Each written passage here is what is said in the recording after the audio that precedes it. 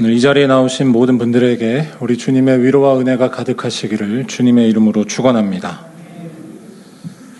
성탄의 이야기는 성경에서 가장 재미있는 부분이면서 동시에 가장 위험한 부분이기도 합니다. 위험하다고 말씀드리는 이유는 일단은 성탄의 메시지 자체가 주는 충격 때문이긴 한데 그것 말고도 매우 중요한 이유가 하나 더 있습니다. 성탄의 이야기가 일종의 동화처럼 오해될 수 있다는 것입니다. 정확히 말할 때 성탄 이야기 자체가 문제가 아니라 우리가 성탄 이야기를 그렇게 하나의 아름다운 겨울 동화처럼 받아들이는 위험이 있다는 것입니다. 성탄에 대해 만들어진 또 소비하고 있는 많은 이미지들이 이미 그런 위험한 오해의 결과라고 볼 수 있습니다. 성탄하면 어릴 때 재미있게 했던 추억의 성극만을 떠올리는 것입니다. 더 놀랍고 우려스러운 일은 이러한 이미지를 기독교에 대해 잘 모르는 사람만 갖고 있지 않다는 것입니다. 오래된 신자들도 성탄을 일종의 애들 연극처럼으로만 보거나 부수적이고 형식적인 장식품 정도로 느끼곤 합니다. 극단적인 경우 신앙이 좋다고 말하는 경우 성탄이 신앙의 본질과 상관없다고까지 하면서 십자가나 성령의 체험만 강조합니다. 제가 드리고 싶은 말씀은 성탄에 대해 우리가 갖고 있는 따뜻하고 아름다운 이미지나 또 성탄 이야기 속에 있는 동화처럼 느껴질 수 있는 스토리 자체를 부정하자는 것이 아닙니다. 제가 드리고 싶은 말씀은 성탄이라는 낯선 하나님의 사건을 대면할 때 이를 하나의 신화나 동화로 축소시켜서 낯선 사건이 아닌 그럴듯한 일 중에 하나로 만들어버리려는 우리의 폐쇄적인 사고방식에 딴지를 걸지 않을 수 없다는 것입니다. 성탄을 거룩한 탄생, 곧 세상과 완전히 구별된 어떤 낯선 사건으로 받아들이는 것이 아니라 그저 재미있는 옛날 이야기로 편하게 이해하는 것입니다. 성탄이 일종의 신화적이고 가족적인 명절이 레저가 되는 것입니다. 여러분 어떠신가요? 아마 성탄을 그렇게 듣기 좋은 옛날 이야기 정도로 위험하게 이해하게 된 데는 우리의 본능적인 사고방식이 작용하기 때문일 것입니다. 내가 알고 있는 이야기가 아니라면 안전하지도 않고 맞지도 않다고 보는 것이랄까요? 성탄을 하나의 신화처럼 보는 입장을 생각해 보자면 아마 달나라 토끼를 생각하는 것과 비슷하지 않을까 싶습니다. 과학 지식이 지금과 같지 않았던 시절, 밤에 뜬 달에 큰 구멍이 있고 여러 모양이 있는 것을 보면서 사람들은 토끼가 달에 살면서 방아를 찧고 있다고 생각했습니다. 곧 알고 있는 지식과 경험 안으로 달에 대한 설명을 끌어들인 것입니다. 그래야 편안하고 맞다고 느끼기 때문입니다. 반대로 말할 때 그 지식을 넘어서면 그건 세상에 없는 일이고 어색한 일이며 맞지 않다는 것. 그래서 불안하게 느끼는 것입니다. 그리고 그런 본능에서 볼 때 예수 탄생 이야기는 그 어떤 이야기보다 하나의 동화로 받아들이는 게 옳게 느껴지는 치명적이고 위험한 내용이 될 수 있다는 것입니다. 남자를 알지 못하는 여자 청소년이 성령으로 잉태하였고 드라마틱하게 출산한 후에는 천사들이 노래하고 동방박사와 목자들이 경배했다는 이야기는 영화로 만들어도 손색이 없습니다. 더 놀라운 것은 신앙이 있는 사람들조차 성탄 이야기는 마태, 누가 두 복음서에만 나올 뿐이라며 성경의 핵심과 거리가 먼 하나의 장식처럼 여기기까지 합니다. 오늘날 많은 교회들이 성탄 전야 예배를 점점 없애기 쉬운 편리한 것으로 취급하는 이유 중에 하나가 어쩌면 여기에 있지는 않을까요? 하지만 단지 두 복음서에만 나온다고 해서 예수 성탄에 대한 이야기가 없어지는 것도 아니고 기독교 신앙과 성탄이 분리되는 일도 일어나지 않습니다. 우리는 오히려 우리가 무의식적으로 불편하게 느껴서 속 편하게 소화하고 싶어하는 그 지점, 동화처럼 다가오는 그 부분들에 집중하며 정면 돌파해야 합니다. 정확히 말해 우리가 오해하는 부분들, 예수께서는 성령으로 잉태되었다는 것과 그가 태어나실 때 이해하기 힘든 여러 사건들이 있었다는 것, 특별히 그는 태어날 때부터 이름을 받고 태어났다는 성경의 증언에 눈을 고정시켜야 합니다. 그래야 성탄이 하나의 그럴듯한 옛날 이야기로 전락해버리는 위험에서 벗어나게 됩니다. 아니, 그럴 때 우리들은 우리의 지식을 넘어서기에 위험해 보이지만 진정으로 안전한 성탄의 비밀을 알게 됩니다. 바로 성탄의 주인공 아기 예수는 아무도 행할 수 없는 하나님의 놀라운 일을 하시는 분이라는 것입니다. 그는 동화 속에 나오는 그럴듯한 인물이 아니라 죄에 매여 살고 있는 우리의 현실을 뒤집으시고 자기 백성을 구원하기 위해 우리가 하나님과 함께하게 하시는 임마누엘의 주님이시라는 것입니다. 그래서 가장 감격스럽고 벅찬 일을 행하시는 분, 아니 우리가 살아온 경험상 도저히 있을 수 없는 일을 벌이셔서 두렵기까지 한 분이 바로 예수라는 것입니다. 늙고 병들었어도, 아니 놀랍게도 내가 죄인이어도 하나님이 함께 하신다는 것이 믿어지시나요? 다시 말해 성탄 이야기는 이러한 예수에 대해 숨김없이 폭로하는 일종의 증언이자 비밀 진술입니다. 성탄 이야기는 잠잘 때 읽기 좋은 편안한 동화가 결코 아닙니다. 정확히 말해 성탄 이야기는 예수께서 하나님의 놀라운 일을 하기 위해 태어나신 분, 성경의 약속을 성취하시는 분이라는 것을 처음부터 증언하는 것입니다. 좀 어렵게 말하자면 예수는 나중에 하나님의 아들로 인정된 분이 아니라 처음부터 하나님의 아들이셨고 반드시 우리를 구원하시는 성경의 약속의 성취라는 것입니다. 그가 태어나심으로 순도 100%의 하나님의 일이 시작되었습니다. 또 마태, 누가에만 성탄 이야기가 있다고 해서 걱정할 것도 없는 것이 마가, 요한은 성탄 이야기에서 고백하는 것을 이미 전제하고 있고 그걸 다른 방식으로 밝히고 있기 때문입니다. 성탄의 이야기는 그 사실을 더 직접적으로 드러내어 고백하는 것입니다.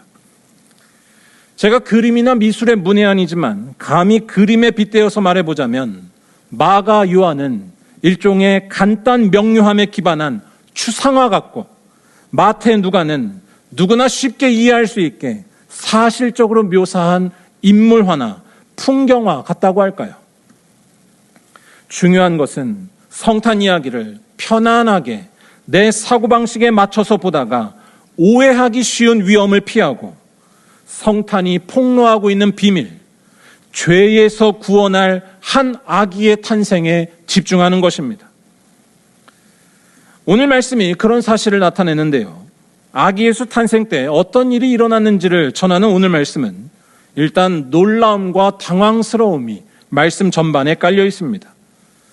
예수 탄생을 전하는 또 다른 복음서 누가복음에도 강조하는 인물만 달리해서 동일한 분위기를 보여주는데 두 복음서 모두 예수 탄생에 대해 이러한 놀라움과 당황스러움의 분위기를 전하는 것은 이 이야기를 극적으로 재미있게 만들려는 일종의 장치가 아닙니다. 우리는 이 놀라움과 당황스러움을 우리의 경험과 지식으로 방어적으로 소화해서는 안 되고 있는 그대로 맞닥뜨려야 합니다. 그래서 이해할 수 없는 그 날 것의 스토리를 대면해야 합니다. 곧 남자와 여자의 결합이 아닌 성령으로 잉태되신 예수는 자기 백성을 죄에서 구원할 자라는 것입니다. 또한 그는 성경이 예언한 말씀, 하나님께서 함께 하신다는 임마누엘의 약속을 성취하시는 분이라는 것입니다.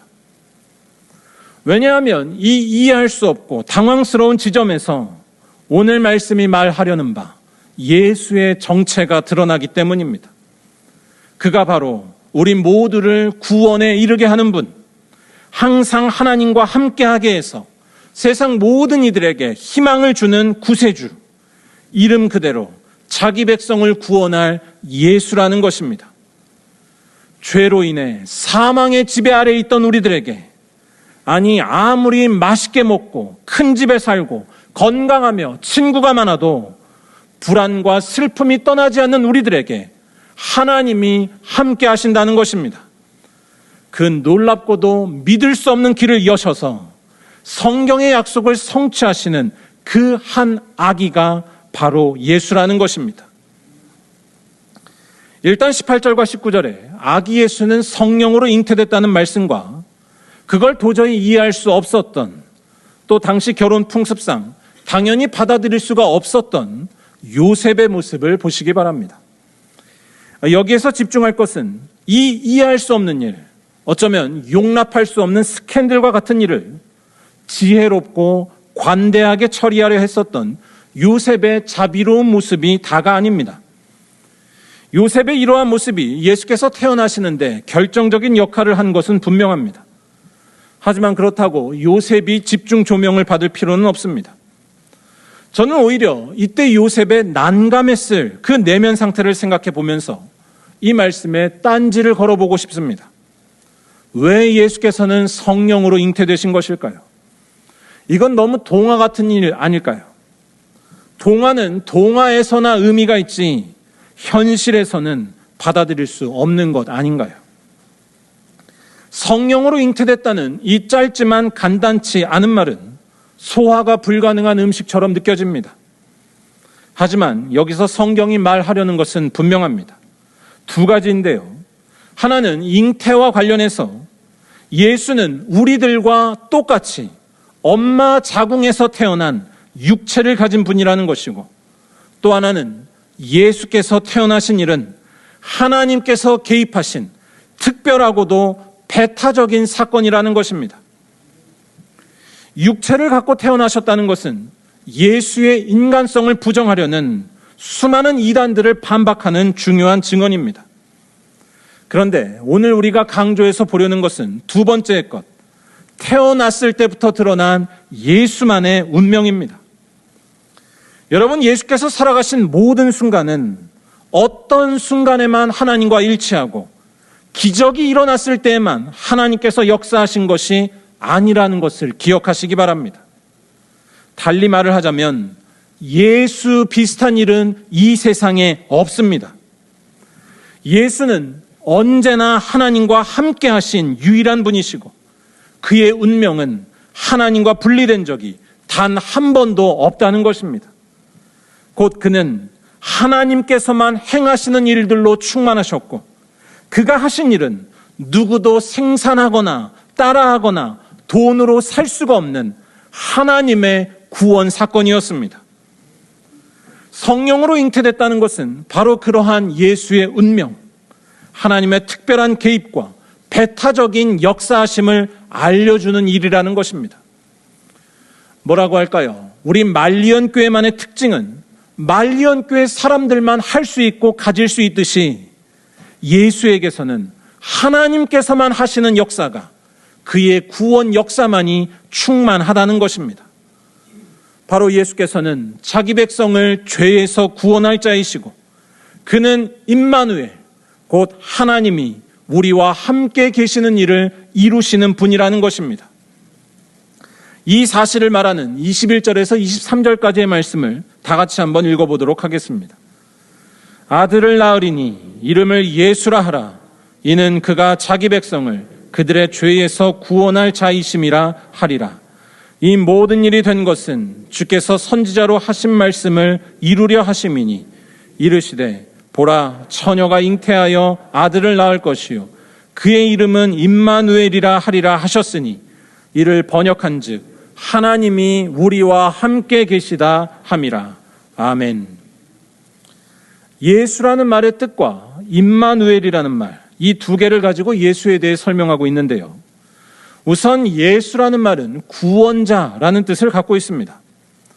오늘 말씀은 정확히 말해 죄에서 구원한다라고 설명하는데, 일단 우리들은 구원에 대해 아주 단편적으로 이해할 때가 참 많습니다. 도저히 풀리지 않던 문제가 풀리거나 꼭 이루어져야 할 일이 이루어지는 것 등등을 구원으로 이해하는 것입니다. 풀리지 않던 문제나 이루어지지 않던 일 때문에 아파하고 고통받던 상황을 생각해 보자면 거기서 벗어나는 것이 의미가 없다고 말할 수는 없습니다. 예수께서도 병자들을 고치셨고 배고픈 이들을 배불리 먹이셨습니다. 그런데 예수께서 하신 일은 단순히 건강을 되찾고 풀리지 않던 문제를 푸는 게 다가 아니었습니다. 그건 드러난 결과이자 표상일 뿐 핵심은 다른 것이었습니다. 바로 죄에서 구원하는 것, 곧 하나님께서 함께하는 일이었습니다. 여러분, 죄가 뭐라고 보시나요? 기독교가 말하는 죄는 매우 직설적이고 근원적입니다. 자기 스스로에게 구원이 있다고 믿는 것, 내가 전적으로 옳다고 믿는 것, 내가 평화를 만들어낼 수 있고 내 지갑이 행복을 생산해낼 수 있고 내 업적이 빛을 낸다고 믿는 것입니다. 그런데 이러한 죄가 우리에게 주는 것은 행복이나 평화, 구원이 아닙니다. 죄가 주는 것은 아무리 해도 채워지지 않는 허망함과 불안이고 계속해서 자기 업적에 매달리게 하는 섭섭함과 서운함이며 지독한 자기 연민입니다. 인간의 모든 불행들과 비극들, 폭력과 불법은 다 여기에서 내가 옳다는 고집과 그런데 채워지지 않는 비극에서 시작되는 것 아닐까요? 아니, 그렇게 매달리는 자기 자신이 언젠가 소멸되고 만다는 충격적인 사실은 죄가 결국엔 사망을 낳는다는 말을 실감케 합니다. 병에서 치료되었다 해도 다시 늙고 병들어 죽게 되고 자기 업적으로 기쁨을 얻었어도 곧 불안과 염려와 우울에 휩싸입니다. 자기 업적을 사랑할수록 그게 더 심각해집니다. 그런데 예수께서는 이러한 죄에서 우리를 구원하신다는 것입니다. 그는 단순히 몸의 아픔을 고치고 마는 것이 아니며 복잡한 문제가 풀리게 하시는 분이 다가 아니라는 것입니다. 그는 우리를 죄에서 구원하십니다. 곧 자기 스스로에게 구원이 있으며 자기 업적에 생명이 달려있다고 믿게 하는 죄의 유혹에서 우리를 건지시는 것입니다. 왜냐하면 그는 하나님과 함께 하게 하시는 분, 임마누엘이시기 때문입니다. 예수는 그 무엇에도 부족함이 없는 생명이신 하나님이 우리와 함께 하시는 것을 이루신다는 것입니다. 그래서 자기 백성을 끝없는 죄와 사망에서 구원할 자가 예수라는 것입니다. 다시 말해 살림살이가 나아져도 근본적으로 바뀌는 것이 없는 우리들을, 병에서 고침을 받아도 지옥 같은 일이 벌어질 수 있는 우리들에게 예수는 참된 생명과 평화를 주십니다. 예수는 임마누엘, 그를 믿고 그의 말씀을 따라 사는 자에게 하나님이 영원토록 함께 하시기 때문입니다. 그것도 그 사람이 처한 상황이 어떠하든지, 아니 심지어 죄인이었어도 회개하고 예수를 믿으면 그는 반드시 임마누엘, 하나님과 화해하고 그래서 하나님과 함께하여 죄에서 구원받는다는 것입니다. 쉽게 말해 좋은 일들이 일어날 때에만 마음이 평안하고 하나님을 느끼는 것이 아니라는 것입니다. 속상한 일이 있을 때에도, 불안하고 슬픈 일이 있을 때에도 하나님이 함께 하심으로 무너지지 않고 평화와 기쁨에서 떨어지지 않는 도저히 있을 수 없는 일이 벌어지는 것입니다. 자기의 업적이나 조건 때문에 기쁨을 누리는 것이 아닙니다. 그것과 상관없이, 아니 그런 것들이 전혀 없는 와중에도 기쁨을 누리는 놀라운 일, 곧 하나님이 늘 함께 하시는 참된 평화에 이르게 되는 것입니다. 죽음이 와도 소망이 사라지지 않으며 나는 이 세상에서 구원받지 못했다고 바보처럼 느껴질 때에도 하나님이 나와 함께 하신다는 사실이 생생히 살아있는 것입니다. 왜냐하면 예수께서는 이 세상에서 가장 비참한 자리, 십자가에서 외롭게 죽으셨지만 그는 3일 만에 부활하셨기 때문입니다. 하나님께 가장 충성한 이가, 자기의 모든 것을 바친 이가 하나님께 버림을 받는 것 같은 비극적인 일이 일어났는데 그때 하나님은 그와 함께 계셨습니다. 부활은 그 함께하심이 나타난 사건이었습니다. 이 말도 안 되는 사태 속에서 자기 힘으로 운명이 결정된다는 죄의 권세나 모든 것은 결국 소멸된다는 죽음의 논리가 낄 자리는 도저히 없습니다. 이 예수를 믿는 자는 누구든지 예수의 그 운명에 동참하게 됩니다. 죄에서 구원받아 하나님께서 함께 하시는 것입니다. 이 일을 행하시는 임마누엘 예수가 이 세상에 태어나신 것보다 우리의 삶을 뒤집는 일이, 우리의 삶에 놀라운 일이 또 있을까요? 사랑하는 여러분, 성탄 이야기는 가장 복된 일, 가장 충격적인 일을 이루시는 예수께 대해 폭로하는 복음의 핵심입니다. 성탄 이야기를 나의 지식과 사고방식으로 소화하려다가 시간 지나면 헛헛하기만 한 하나의 동화로 만들어 버리려는 죄의 유혹에서 벗어나시기를 바랍니다. 대신 성탄 이야기에 정면으로 부딪히셔서 진정 우리를 안전케 하는 성탄의 비밀에 눈뜨시기 바랍니다. 성령의 도우심으로 우리를 죄에서 구원하시고 하나님과 함께하게 하시는 임마누엘의 아기 예수가 보이시기를 바랍니다. 성령으로 아기 예수가 잉태되고 태어나심으로써 우리는 죄에서 벗어날 희망이 생겼고 망하지 않게 될 길이 열렸습니다. 더 놀라운 것은 이 임마누엘 예수가 다시 오신다고 우리에게 약속하셨다는 것입니다. 지금은 희미하게 하나님과 함께하는 것 같지만 그때에는 눈앞에서 보는 것 같이 하나님과 함께할 것입니다.